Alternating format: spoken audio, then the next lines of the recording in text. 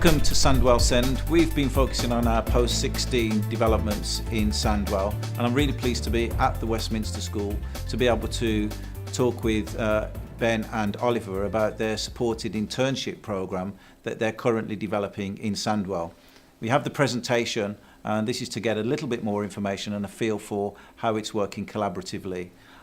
So I just wonder if you could say something about the collaborations and other people that you're working with and the partnerships that will be required in order to make this work for the young people. Absolutely, yeah. I mean, we at the Westminster School, we pride ourselves on the close business links that we've got, and that's links with organisations across the authority and slightly wider as well.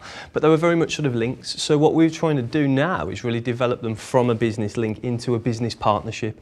So rather than just take from them, we want to collaborate them with a lot more and engage with our young people and provide those opportunities for the future for employment, because that's a real issue, you know, not only nationally but also particularly locally within Sandwell. So, you know, we're working with partners like Interserve, the authority as well, the West Bromwich Albion Foundation, who are organisations that really understand how we operate and the pupils that we've got here. But we want to take it to that next level so that the young people can be a little bit more involved in the community of those organisations rather than just the insular community of the school. I think it's taken on board the current partnerships that we've got. The West Bromwich Albion are in with our kids every single day, supporting them with the PE lessons, so they can relate to that straight away. So this is West Bromwich Albion Football Club. West Bromwich Albion Football Club. We've got links with those, so that, as I say, we use them to support our PE lessons, and the kids really enjoy that. But we've been able to extend that because we've been able to put some children in who have been interested in sports coaching to support the Albion supporting our kids in the curriculum. And to go in terms of Interserve built this building, and I think our kids are aware of that but don't really know and the things that Interserve can do, and also I don't think Interserve know sort of our kids inside out. So we're looking at developing an enterprise day where Interserve can come in and work with our kids to understand. And Interserve already have a supported or an internship programme? They don't currently. They don't. This is new to them. So they've got an apprenticeship framework that they work in, which is part of their sort of their corporate responsibility. But what it's about doing now is taking it to that next level for pupils or young people with learning challenges really. I mean, we have a lady that works for Interserve who used to work with us on the old site, and I asked her the question the other day. I said, "You know our kids?" And she said, "Yes." I said, "Do you think that they could work for Interserve?" And the simple answer was yes. I hadn't prepped her or anything like that, and that's powerful enough to make us want this to work. So it's really exciting. It's Interserve. They've been really good so far, and it's just the start really. Yeah.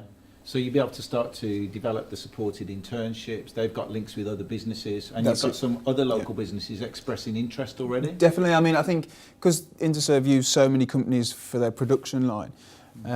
It will help us to personalise the supported internship for that individual child. So if a child comes to us and wants to work in administration, they can still work within Interserve because there's elements of administration in Interserve. And if they want to work in the grounds and ground maintenance, again, it might not necessarily be Interserve, but it could be ground control who work for Interserve. And I understand you've got directors of other companies that are expressing an interest, so that's pitching this model to them as well in road haulage, fabricated sheet metal work. Yes, my father-in-law has been able to source us some steel to help us build the polytunnel on site, which will reduce costs, which means we can spend more money on our off-site farm.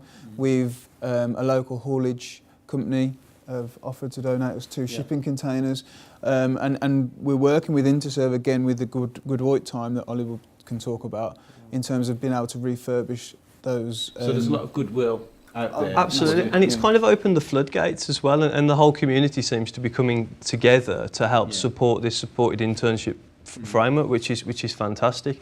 You know, and a lot of the even small companies like the haulage company, you know, they've got the moral fibre to offer up these skills, to offer up these experiences, to provide these opportunities for our young people. And Interserve are exactly the same. They've got this thing they call Geduld, which is give a day of your own time, and that's where employees come and offer up skills and support for projects just like this, and that's what they're doing. So and the good thing about it is we know it's we know it's going to be successful, and we know that only more businesses are going to get on board.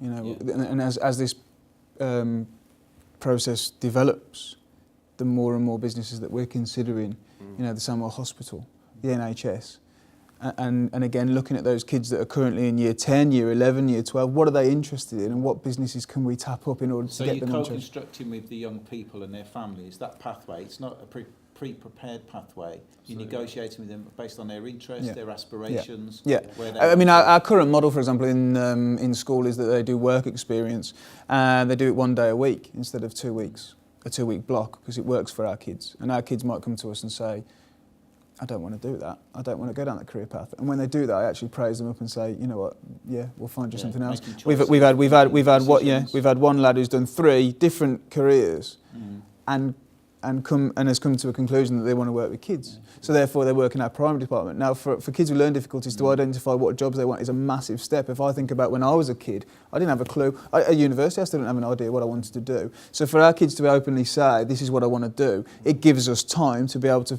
find direct links with businesses that are appropriate for that individual child, to give them every chance that you know. You know, often there's a question posed which relates to how do you involve young people in decision-making processes, but it feels like you bypassed that really, and you've gone to how are we involved in their decision-making process? Definitely, and I think in terms with our kids as well, it's happened indirectly. So kids have expressed an interest in sport, therefore they help out in PE lessons with the PE teacher, and they don't realise that they're actually developing those skills. I mean, one of the lad that I talk about, the lad that's working in primary, I said to the teacher, I said, would you give him a job? And she said yes. So, you know, you've got people in business, you've got people in our school saying, actually, we would employ these kids. They are employable. We've got one example of, again, personalised learning and personalised career pathways. We've got one lad, he identified he wanted to work in the sports industry, and we found a place for him in a sports shop. And we thought it'd be great if he'd go along and work in the sports shop.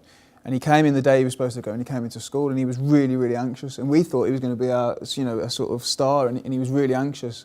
So we said, okay, no, we don't want high levels of anxiety, so carry on working in school, working as a sports coach. And then his mum, again working with parents, his mum found him a place at Aston Villa Football Club. And he did 6 Mondays, and as a result now, they want him to work more hours. And now he's working on a Friday up until after Christmas, up to May. And his confidence and his self-esteem has gone through the roof in a short space of time.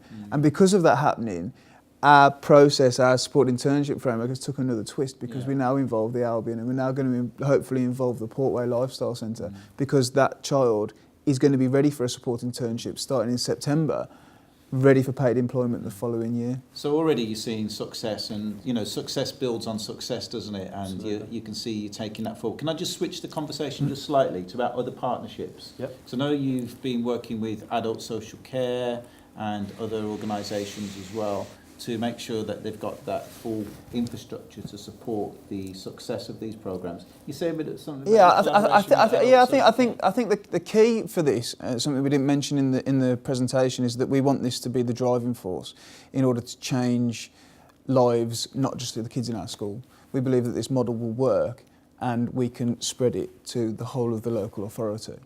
And that doesn't just include kids going up to 19. So we have involved adult social care. We're in talks at the moment in terms of proposing that they would take over the off-site farm business out of hours, because there's only so much, you know, we only see our kids 15% of the time. So there's summer holidays, there's the Easter holidays, there's the weekends. And if adults with learning difficulties can get on board and develop their employability skills, they can become more employable, whether they're 25, 30, 35, 40. So we're hopefully working with adult social care in terms of moving that forward, and then having them, you know, a prominent partner in terms of moving that off-site business forward. And Oliver, that brings back to your starting point with your presentation about aspiration. You know, it's beyond school age, isn't it? That's right. It's about aspiration, but it's also about independence, and our pupils and our young people may not be at that juncture of independence that they need to go out into the world of work. So yeah, we can do fabulous things with them about preparing them with employability opportunities, but actually if they then can't travel to those venues, that's a real barrier for them. So we've got a really good programme to promote that sort of independent travel. So the independent travel work is critical. Yeah, absolutely. It's coming together. So yeah, I mean, definitely. The role of the job coach for me doesn't just start at the job. It's a life coach to me. If a child's got an interview because they've been successful on their supported internship and they've got an interview somewhere, they've got to know how to get there because they don't want that to be the barrier. They might need to identify what they want to wear. So the job coach could take them to Merrill and get them a suitable for an interview. So it's really exciting. It's really exciting. So anyway. Supported internships, groundbreaking, and we're moving from 7% and the aspiration, Oliver? 97%. 97%. Thank you both very much.